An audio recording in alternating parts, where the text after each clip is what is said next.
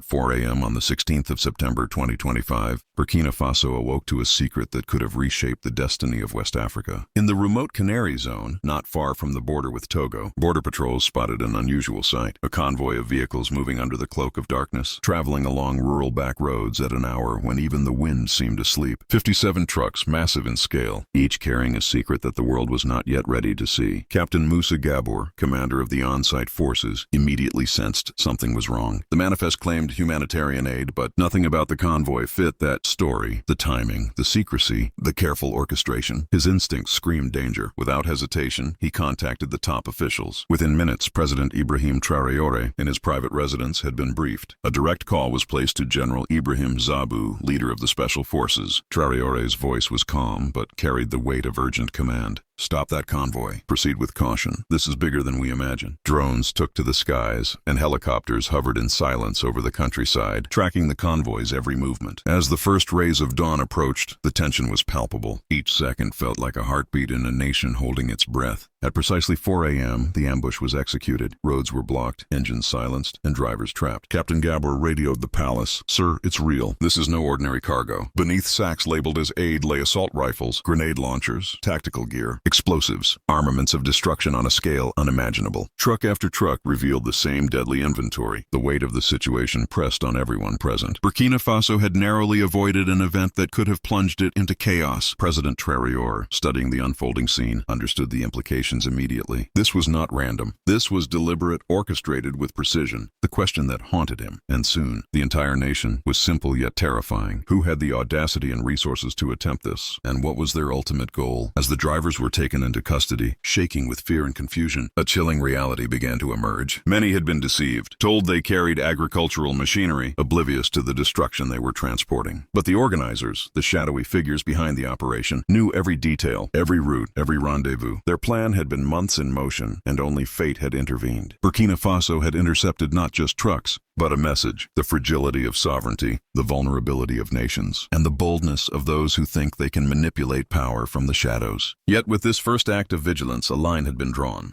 and President Traoré was determined to follow it to its end, wherever that might lead. The first light of dawn had yet to touch the Canary Zone, but the air was thick with tension and the acrid smell of burnt rubber from blocked trucks. President Ibrahim Traoré watched the operation unfold through live drone feeds, his face a mask of resolve. Every second counted. Every misstep could tip the balance from control to catastrophe. The convoy had been ambushed with military precision. Roads were blocked by armored vehicles. Spikes shredded tires and helicopters hovered above. A silent storm of authority. Drivers, frozen in terror, abandoned vehicles, only to be apprehended by teams converging from every angle. Captain Moussa Gabour coordinated the scene with unmatched focus. "Secure the perimeter." Every truck, every crate, checked and accounted for. He barked into his radio. The first truck was opened, and the contents sent shockwaves through the operation. Beneath sacks labeled as aid, crates of assault rifles, grenade launchers, tactical gear, and explosives were stacked like macabre gifts for chaos. One by one, the trucks revealed the same arsenal. 57 vehicles, over 700 million in military hardware, all hidden in plain sight. Captain Gabour's hand shook as he radioed back to the palace. "Mr. President, it's exactly as we feared." Traoré's reply was calm, yet carried the weight of a man confronting history. "Lock it down. Not a single item escapes. Get answers from the drivers. Someone is plotting something enormous inside our borders." The first detainee, Mark Anduan Zongo, trembled under interrogation. His confession was fragmented, fear-stricken, yet revealing. We were told to deliver agricultural machinery to a warehouse in Togo. Nothing else," he stammered. But as investigators pressed further, the deception unraveled. The drivers had been pawns. The organizers were orchestrators of something far darker. Investigators traced the convoy's origins. Each truck had departed from separate locations at different times, converging near the border, a deliberate strategy to avoid suspicion. Partial serial numbers recovered from the weapons revealed a disturbing mix: leftovers from the Libyan Civil War, previously used in Yemen, and brand new rifles straight from factories, untouched by battle. The scale, logistics, and variety confirmed one chilling truth: this was not local. This was a coordinated international operation. By midday, President Traoré convened an emergency meeting with his National Security Council. Defense Minister General Sadou's voice was low, but edged with disbelief. "With this firepower, you could invade an entire country, or destabilize one for years."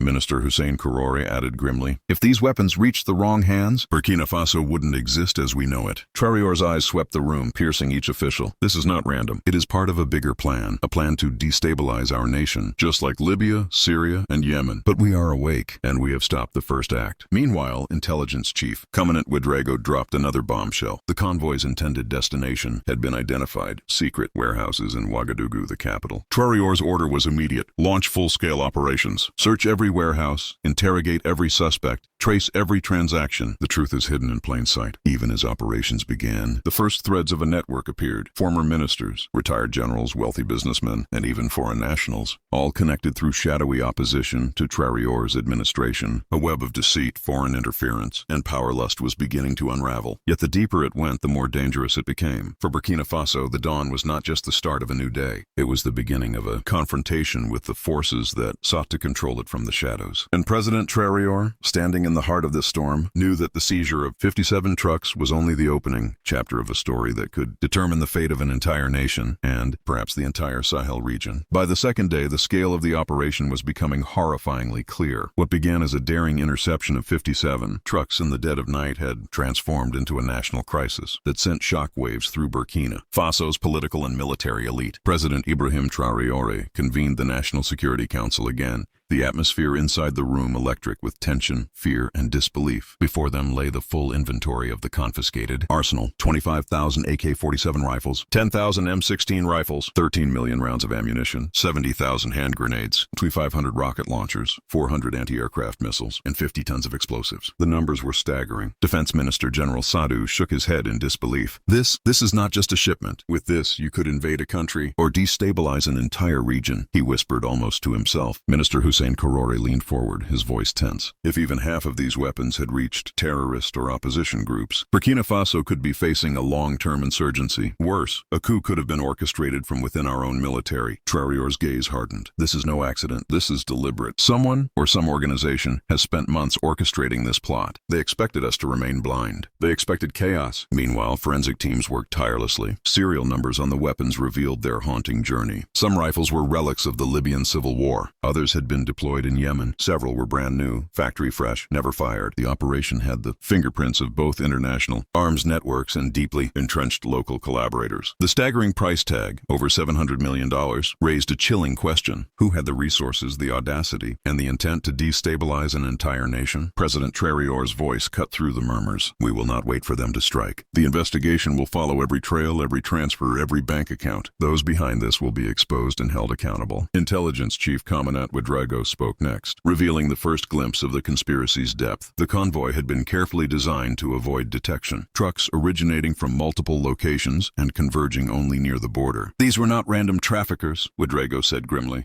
This was coordination at the highest level. As investigators dug deeper, the implications became clearer. The operation had been designed with surgical precision. Even seasoned intelligence officers admitted they had never seen anything of this magnitude. President Traoré, observing the unfolding revelations, realized that the seizure was only phase one of a much larger plan, one that could have transformed Burkina Faso into a battlefield for foreign interests. He turned to his generals. We are not just securing weapons. We are securing our nation's future. The people, our soldiers, and our institutions must understand the gravity of what we stopped. The next steps must be precise, swift, and without compromise. The council debated their next move. Every warehouse in Ouagadougou became a potential target. Every financial transaction linked to the convoy demanded scrutiny, and every individual, local or foreign, who could have supported such an operation was now a suspect. The stark reality hit the room like a thunderclap. Burkina Faso had narrowly avoided chaos, but the danger had not vanished. The operation's scale was proof that the forces willing to destabilize the country were far beyond simple criminal elements. They were organized, funded, and politically motivated. President Traoré ended the meeting with a sharp command. This was only the beginning. We will pursue every thread, uncover every secret, and ensure that those who conspired against our nation face justice. If they think they can manipulate Burkina Faso from the shadows, they are gravely mistaken. We see the game, and we are playing to win. As the sun rose over Ouagadougou that morning, a city unaware of how close it had come to disaster, Traoré and his team knew one truth. The seizure of 57 trucks had revealed a conspiracy conspiracy that reached far beyond their borders, a plot that could have changed the course of history in West Africa. By the fourth day after the seizure, Burkina Faso's security forces had begun connecting the dots, and the picture emerging was more chilling than anyone could have imagined. The first arrests were made, names that sent shockwaves through the nation. Former ministers, retired generals, wealthy businessmen, and even foreign nationals. Every detainee had one thing in common: they were open opponents of President Traoré's administration, and each was tied in some way to the massive arms shipment. Interrogations began in secret, but word of the arrests leaked quickly. The atmosphere in Ouagadougou was tense, a city standing at the threshold of revelation. Investigators focused on François Bongo, a prominent businessman whose network had allegedly helped coordinate the shipment. Under relentless questioning, Bongo began to crack. Trembling, barely able to form words, he revealed the plot's horrifying scope. This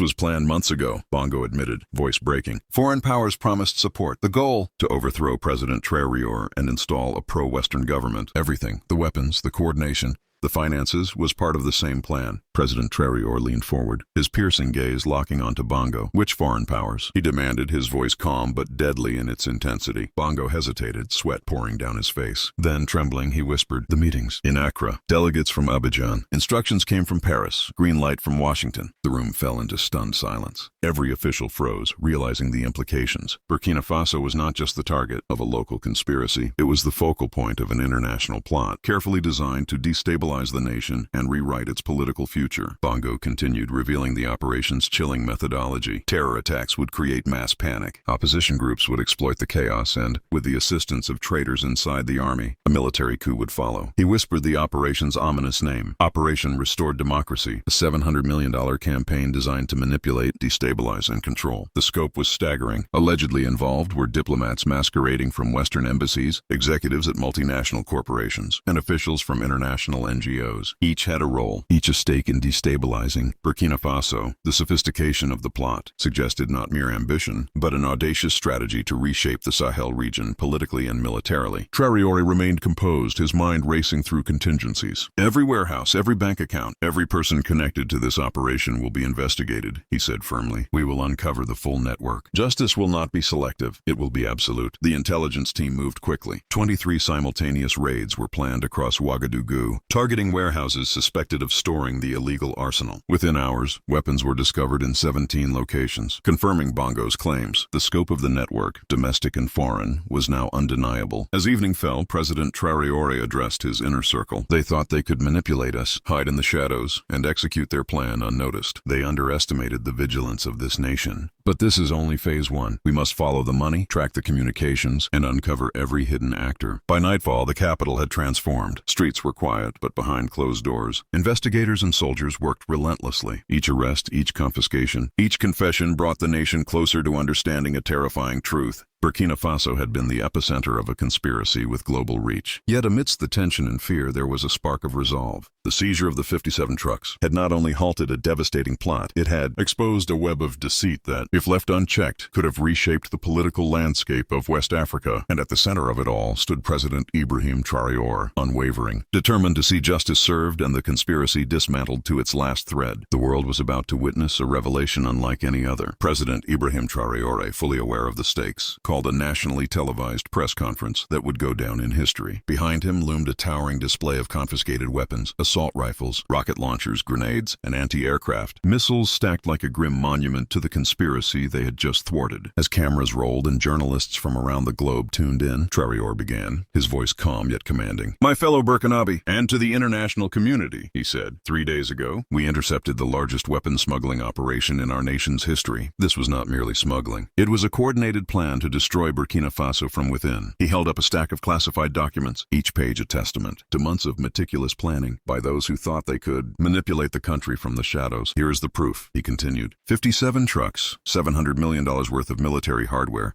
intended to plunge our nation into chaos, pit our people against each other, and install a government that answers to foreign powers, not its citizens. Journalists erupted with questions. CNN demanded, "Which countries are behind this?" Traoré replied steadily, "The investigation is ongoing, but some of the weapons originated in NATO countries. That is all I can confirm at this time." The BBC asked, "Who are the masterminds?" Traoré's gaze hardened. 17 individuals have been arrested, including former ministers and generals. Informants are speaking. The full truth will soon be revealed. He paused, letting the weight of the moment sink sink in. This is not just an attack on Burkina Faso. This is an attack on all of Africa. Similar plots have been uncovered in Mali, Niger, and Guinea. We must stand united. As the press conference continued, Traoré revealed more names of foreign nationals involved: 3 French citizens, 2 British, 1 American, and 2 Israelis, all carrying diplomatic passports, but none accredited as actual diplomats. Their arrests had already ignited a global diplomatic firestorm, yet Traoré remained unwavering. A diplomatic passport does not grant permission to commit crimes on our soil, he declared. Then, a video clip played on the giant screen behind him. Francois Bongo's full confession. Tears streamed down the businessman's face as he admitted, "They lied to us. They said we were bringing democracy, but all we would have done was destroy our country. I was wrong. I am sorry." The seizure of 57 trucks of weapons in Burkina Faso was no longer just a national story. It had become a regional alarm. Intelligence reports revealed that similar conspiracies were being planned across the Sahel, targeting Mali, Niger, and Guinea. The documents recovered from the intercepted convoy showed a frightening pattern: a meticulously coordinated plan to destabilize multiple West African nations with the same objective: installing pro-Western governments that would answer to foreign powers rather than the people. President Ibrahim Traoré understood the gravity of the situation.